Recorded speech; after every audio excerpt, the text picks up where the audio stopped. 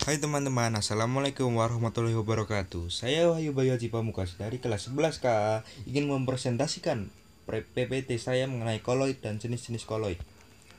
Sekarang koloid itu sendiri merupakan campuran antara dua zat yang memiliki perbedaan fase dengan partikel terdispersinya atau yang terlarut tersebar merata di dalam fase pendispersi. Koloid merupakan campuran yang bersifat metastabil. Sekarang kita lihat contoh ketiga gelas kimia ini. Oke. Jika Anda menggabungkan garam pada gelas kimia pertama, Anda akan menghasilkan larutan garam kan? Dia akan larut. Maka itu disebut dengan larutan garam. Larutan garam ini adalah salah satu contoh dari campuran homogen atau yang dapat larut. Pada gelas kimia kedua, sekarang kita lihat contoh yang lain. Bagaimana jika Anda punya susu bubuk ditambahkan dengan air? Ketika susu bubuk ditambahkan dengan air, maka nanti akan keruh karena larut banget enggak, tapi enggak larut juga enggak. Kalau keruh ini, kira-kira dia mirip sifat yang mana? Maka larutan keruh inilah yang disebut dengan koloid. Untuk gas kimia yang ketiga, isinya jika Anda lihat pasir di rumah Anda lalu Anda campurkan dengan air, maka pasir tersebut tidak akan larut. Ini disebut suspensi. Atau yang tidak bisa larut, merupakan campuran heterogen yang tidak dapat larut. Koloid liofil dan koloid liofob. Koloid liofil adalah koloid yang fase terdispersinya suka menarik medium pendispersinya, yang disebabkan gaya tarik antara partikel terdispersi dengan medium pendispersinya kuat. Untuk koloid liofob adalah sistem koloid yang fase terdispersinya tidak suka menarik medium pendispersinya. Bila medium pendispersinya air, maka koloid liofil disebut koloid hidrofil, sedangkan koloid liofob disebut koloid hidrofob. Untuk gampangnya gini, koloid liofil itu suka air, kalau liofob itu benci air. Oke? Mudah bukan? Jenis-jenis koloid. Selanjutnya kita akan membahas jenis-jenis koloid. Ada 8 macam koloid tergantung pada fase terdispersi dan medium pendispersinya. Pada fase terdispersi padat, fase pendispersi gas, yaitu aerosol. Contohnya yaitu asap atau smoke, debu, dan udara. Yang kedua yaitu fase terdispersi padat dan fase pendispersi cair, disebut sol. Contohnya yaitu sol emas, sol belerang, tinta, cat. Fase terdispersi padat, fase pendispersi padat disebut sol padat. Contohnya yaitu gelas berwarna intan hitam. Yang keempat yaitu fase terdispersi cair dan fase pendispersi gas, disebut aerosol. Contohnya yaitu kabut atau fog.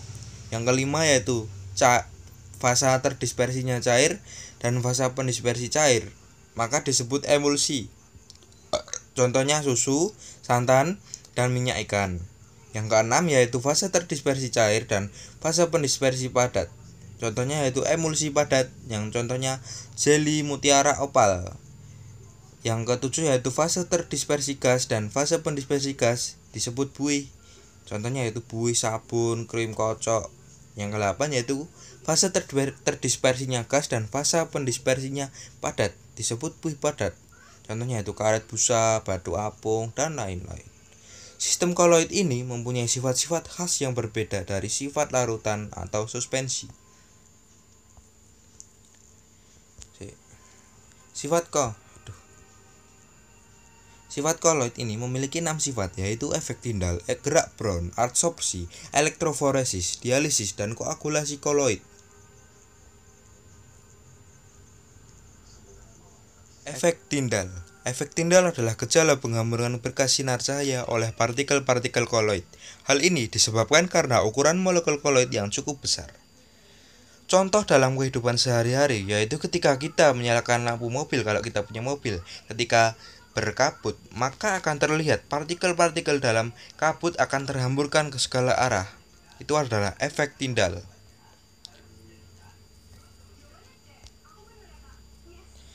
Selanjutnya yaitu gerak Brown. Gerak Brown adalah gerakan terus-menerus dari suatu partikel zat cair ataupun gas yang artinya partikel-partikel ini tidak pernah dalam keadaan stasioner atau sepenuhnya diam. Gerak Brown ini menyebabkan partikel koloid tidak memisah jika didiamkan.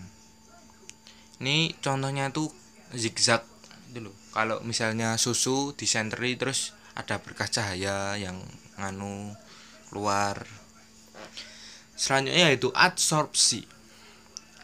Adsorpsi secara umum adalah proses penggumpalan substansi terlarut atau solubel yang ada di dalam larutan oleh permukaan zat atau benda penyerap, di mana terjadi suatu ikatan kimia fisika antara substansi dengan penyerapnya. Sifat ini banyak digunakan dalam berbagai proses seperti penjernihan air, pemutihan gula tebu, serta norit ya. Untuk elektroforesis adalah gerakan partikel terdispersi relatif terhadap fluida di bawah pengaruh medan listrik yang seragam secara spesial. Sifat ini banyak digunakan dalam cerobong asap, di mana asap pabrik yang dihasilkan akan dilewatkan dalam suatu alat yang disebut kotel ya.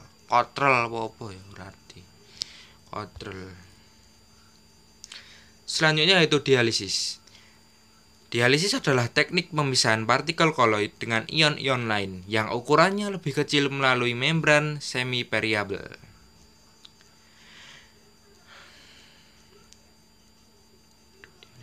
Sifat ini banyak digunakan untuk pasien cuci darah, di mana kelebihan kandungan ion-ion garam dapat dikeluarkan dari sel darah itu sendiri. Ini contohnya. Yang terakhir yaitu koagulasi koloid.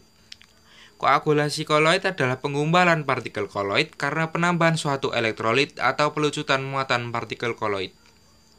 Sistem ini digunakan dalam pengolahan karet dari bahan lateks serta pembentukan delta pada muara sungai.